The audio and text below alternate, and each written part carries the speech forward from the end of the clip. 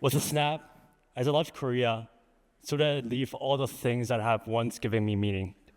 It was as if I had to restart everything from scratch again. In the summer of my 8th grade year, I moved from Korea to Mexico. And although I had traveled to other countries occasionally, everything that had given me meaning resided in Korea. Whether that was the occasional trips to Jeju Island with my grandparents, the friends whom I'd known for more than 10 years, or the delicious Korean dishes that I've took for granted. Moving to Mexico City wasn't simply a change in the environment, but rather, I lost everything that had once given me meaning, and I had to seriously ask the question that I've never thought before. Where does meaning come from? We all ask the question, what is the meaning of life, at least once in our lives? Whether that be in a repetitive monotony, tragic events, or simply just late night thoughts. And quite unsurprisingly, we as humans have also struggled to answer this question. For centuries, scientists have searched for the origin of the universe, and philosophers created theories refusing to believe that the universe is inherently meaningless. But above all, what I intend to do today is to step aside from these complicated and abstract theories, but pull this back down to a more realistic level on how I find meaning in a world that constantly changes and seems like it's meaningless. To answer this question, I thought about the things that gave me meaning. And along with my family, my friends, and the food, I also pursued somewhat conventional things that people put emphasis on. In Korea, I spent years chasing the things that people put emphasis on as something successful, whether that was debate competitions, awards, recognition, or accomplishments that I could be proud of. But above all, just simply participating in those competitions and activities wasn't enough for me. Whatever I did, I always wanted to get at the top of the things that I did. So when I was good at math in school, I joined math Olympiads and competitions to push myself. When I first encountered debate at 8th grade year, I was immediately hooked by this addictive feeling of adrenaline rushing whenever we won a very close debate round, after a silence before they announced the result. But when I moved to Mexico, these things no longer gave me meaning. Because you see, no one knew about me or my accomplishments, and my awards were way back there in the shelves in Korea, thousands of kilometers away. That was when I read Albert Camus, The Myth of Sisyphus, in my IB literature class. Here, Camus introduces the idea of absurdism, where he introduces a philosophical thought experiment. Imagine yourself being condemned, like Sisyphus, to push a massive boulder up the mountain just for it to fall back again, forcing you to repeat the process. The monotonous, meaningless punishment represents the lack of meaning that the universe provides to us. Whenever we ask the questions, why are we here, or what is our origin, the universe simply does not answer us back.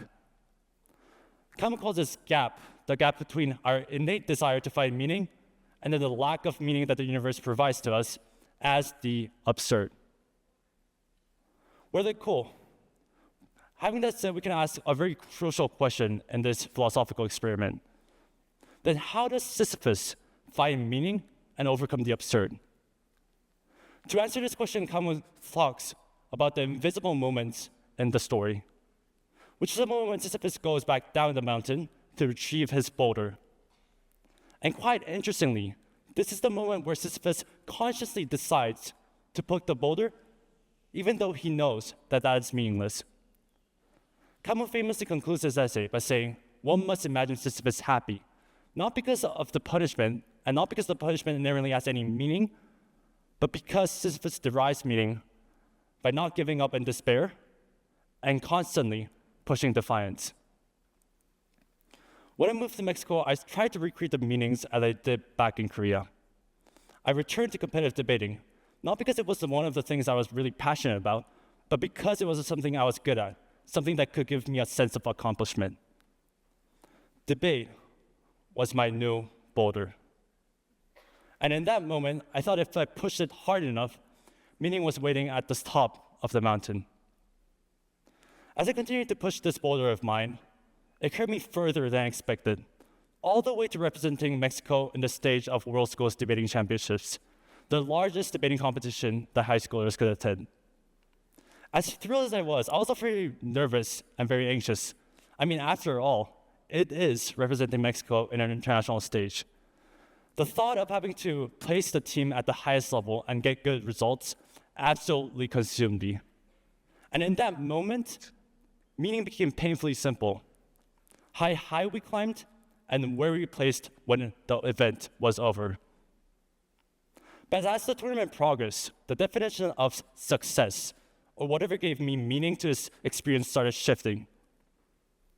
Instead of the rankings of the awards, the most memorable events that I had in this experience was the late night practices I did with my teammates, where we were all very tired and exhausted, but still had to push through by relying on each other. The most memorable debate rounds weren't the rounds where I made the best speeches, but rather it was the stressful spars that I did with my teammates. And I still remember how we delivered the most horrendous speeches ever.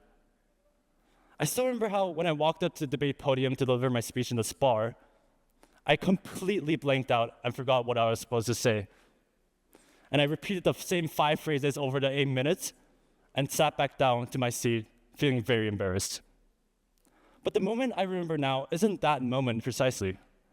The moment I remember is how after the spar, me and my teammates and my friends, Santi, Jose Luis, and I, all watched our recorded videos of our speeches and coped by giving each other feedback. As I got closer to the summit, the more I started to realize that meaning wasn't about the rankings or the results, but rather it was the moments that you share with the people whom you love.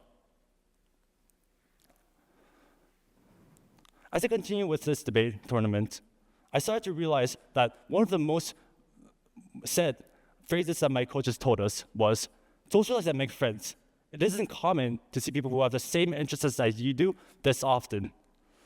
While at the moment I was very surprised that he didn't emphasize anything like our performances or our results, I eventually understood why he was emphasizing this so much. Because really, the moments I remember happened outside of the debating room. It was when we introduced the food mole, which I consider a pretty controversial dish, to South Africans, which sparked a debate between mole fanatics and mole haters. It was when, in a barely moving bus because of traffic, Team Kenya, Canada, China, and us started singing the song, I Left My Home, just because of pure boredom. It was when, in the last day of Panama, I chatted with my friends from Team Canada, whom I only know for only barely 2 weeks, about the most random things ever. As my boulder started to roll back down, I started to understand where meaning had been all along.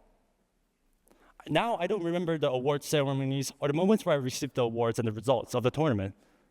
But the moment I remember the most is the preliminary round, the last preliminary round where we had to pull through, because that was a round that determined whether we would continue and advance to the next elimination rounds or simply stop the journey there.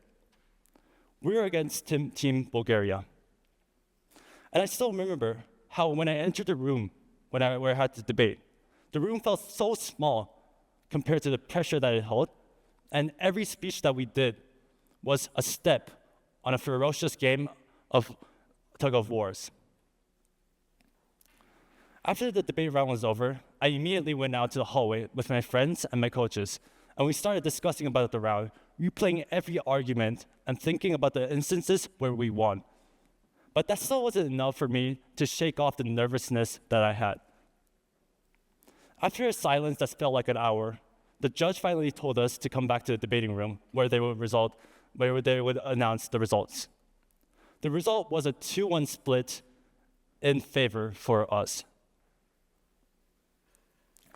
And in that moment, I was very excited, but had to stay calm because the other debaters were watching me. But as I was suppressing this, as soon as I left the debating room and went to the hallway, my teammates and I started jumping like crazy rabbits and then yelled, "We broke," as if yelling it 5 times wasn't enough. What brought me meaning back in Panama wasn't what society said was meaningful, or the results either, but rather was my choice of consciously deciding the moments that I would want to cherish and the moments I would want to share with the people around me. And this reminded me of a philosopher, Friedrich Nietzsche, where he introduced the idea of how meaning isn't something that we discover, but rather it is created by us. Whenever we ask questions such as, why are we here? Or whenever we ask how there are any other predetermined purposes for us, Nietzsche argues that meaning is rather created by our choices on what we value and how we live. For him, success isn't defined by results, awards, or what society applauds, but rather, it is your choice, simple as to choosing what matters to you, developing a skill that you're very, very interested in, or simply your own personal growth. Looking back at the debate tournament, I finally realized where meaning had been all along. Not in the results we chased, but in the moments where we could cherish with others.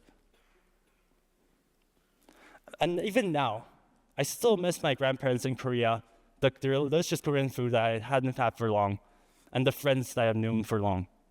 But if there's anything that I've learned from this experience, it is that whenever life changes, meaning does not disappear. It asks you to choose again. So whenever the boulder that you tried to roll so hard up the mountain falls back down, and whenever the things that you thought were meaningful disappear, remember that meaning isn't found at the pinnacle of the mountain, but rather it is shaped and created by the choices we make and the memories we have.